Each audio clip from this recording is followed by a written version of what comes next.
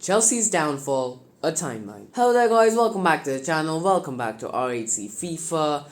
This is not a regular match review, but it's just a talk. It's a timeline discussing what has really gone down. I did not make a match review on the Brentford game, because I realized there was nothing new to say and I just wanted to compile everything that's gone down wrong into this video. So we're just gonna, it's like a timeline, we're gonna look back, go 1 year behind, the day Todd Boehly bought the club, and look at all the significant events that created this downfall at Chelsea FC, which now has us 12th in the league. Yes, Crystal Palace have leapfrogged us. They are now in 11th after their 4-3 win, and now we're sitting in 12th and possibly might even go into 13th or 14th. Well, before we travel through time and check out the timeline, guys, do leave a like and subscribe to the channel. We are trying to get to 500 subscribers by next month, so let's begin. So we start in January 2022 when Russia has declared war on Ukraine. You might be thinking, how does this video turn into a political video? It's not, it's just that because of that, Roman Abramovich was sanctioned by the British government. So now he has to sell the club. He's trying to sell the club, the board are looking for the perfect buyer, many interviews, many lines of judgment. They're trying to find the perfect owner who's going to invest properly into this club. And after a few months of speculation, on May 24th, I think, 2022, it is official that Todd Boehly and Cleartail Capital are now owners of Chelsea FC. Now, a lot of Chelsea fans skeptical on this. A lot of Chelsea fans really love Roman Abramovich as an owner. He was personally, I think, best owner in football, best owner in the history of football, in the Premier League, Champions League, Europe, world, whatever. He was the best owner. New owner, I was scared of underinvestment, I was scared of American owners, and one of the two fears I had has come to pass. There was no lack of investment. We begin the transfer window, we signed Sterling, we signed Koulibaly. I'm like, this is great, two brilliant signings. Then we signed Cucurella, Fofana, and on the last day we signed Aubameyang and Zakaria. We have a decent start to the Premier League. Some losses here and there, but still, it's all fine. It's Tuchel, we're here for the ride. Simple. And then the transfer window ends. And on September 6th, we have a 0-0 draw. Sorry, we have a 1-0 loss against Zagreb. I have no idea what I was saying. And the next morning, to everyone's surprise, Thomas Tuchel was sacked. We were, I think, 5th in the Premier League, 5th or 6th, with 10 points after 6 games. And Thomas Tuchel was sacked as Chelsea manager. This was a shock. The Chelsea community were in shock. The world was in shock. We were like, what on earth has just happened? And then, next day, Graham Potter is now Chelsea manager. Now, we've been yelling Potter out for the last few months. However, you have to remember, the start under Potter was brilliant. We beat Milan 3-0, we beat Wolves 3-0, we beat Aston Villa 3-0, we beat Milan 2-0 again. We started off with a 1-1 draw against Salzburg. It was all pretty good. However, the downfall started when we started playing some big teams.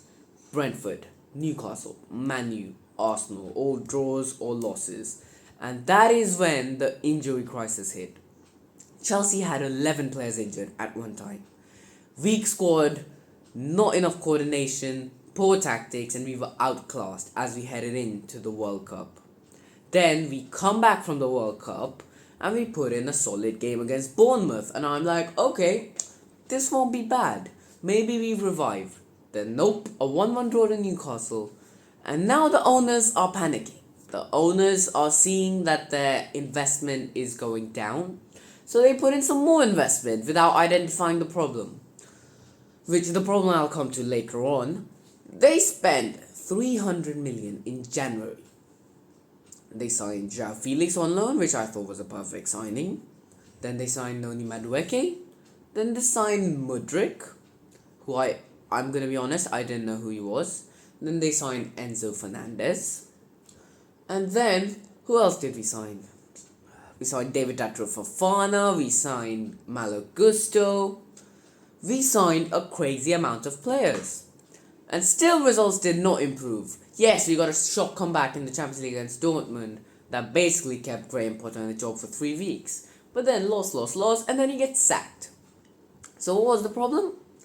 The problem was too many players, not the right players, over investment. Yes, over investment, and Todd Bowley and the rest having the audacity to sack Marina Granovskaya, Petr Cech, and Bruce Buck. They had the audacity to be new in this sport, new in this game, come into Chelsea and destroy the backbone.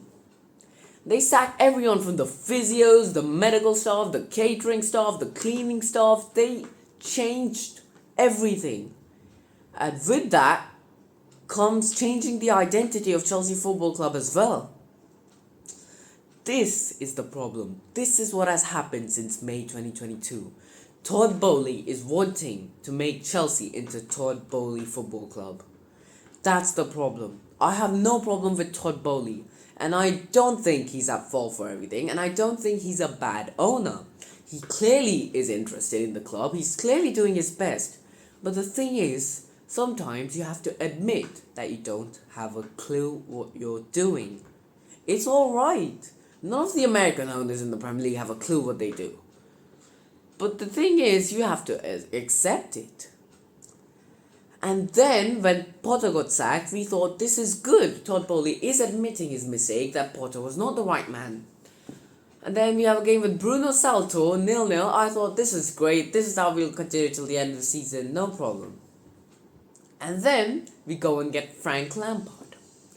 And Frank Lampard is clearly a move by the owners to just quieten the fans. There's no way Frank Lampard was a tactically thought out, data driven move. No chance. Frank Lampard was just brought in to shut the fans up. And it worked. I'm guilty to this, but it worked.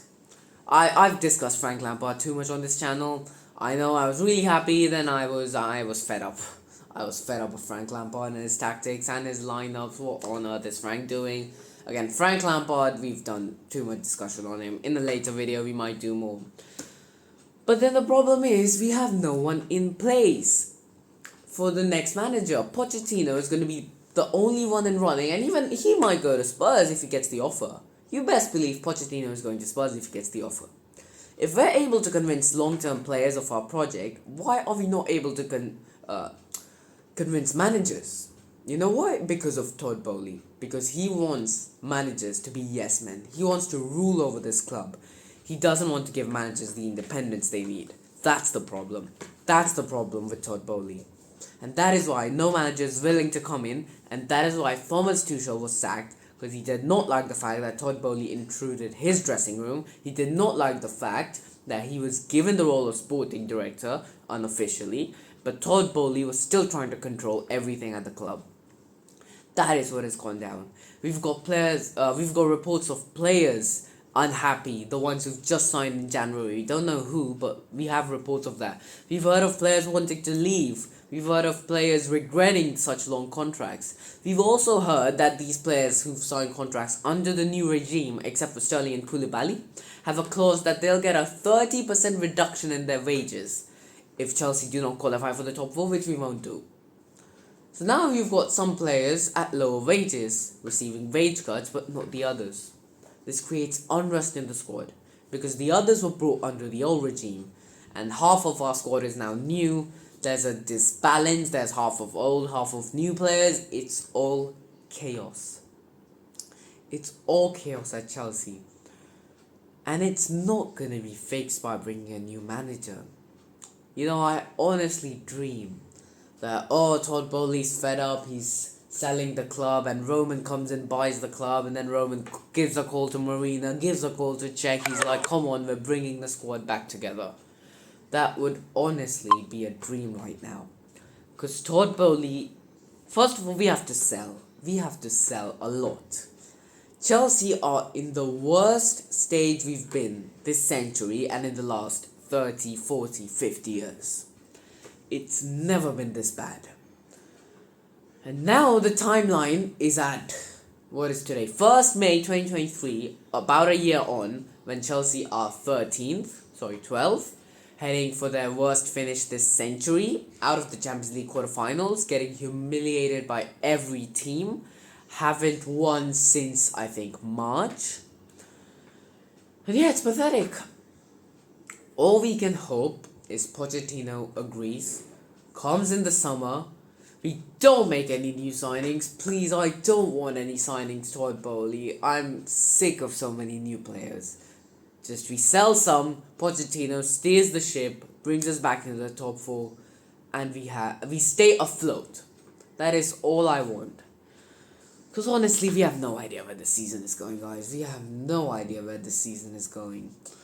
All we can hope is that somehow we manage to stay afloat next season and do not collapse. If we start the season the same way we ended the season, if we go a full season in this form, we are getting relegated. You best believe. The only reason we are not in the relegation zone, yeah, I'm not going to say the 10 points from Tuchel and whatnot, because Potter came in and he did pretty good as well. It's because ever since October mid is when we started struggling. So if we had started struggling from August mid instead of October mid, we would be relegated. I am 100% sure we would be relegated. And I'm thankful that's not the case. So yeah, let's see what happens, guys. This is it for the video. Do leave a like if you enjoyed and subscribe to the channel. You've got regular Chelsea content coming up. And let's see how the remaining games go. We've got Arsenal midweek. That's going to be pathetic, guys. And I'm going to see you later, guys. Have a good one and goodbye.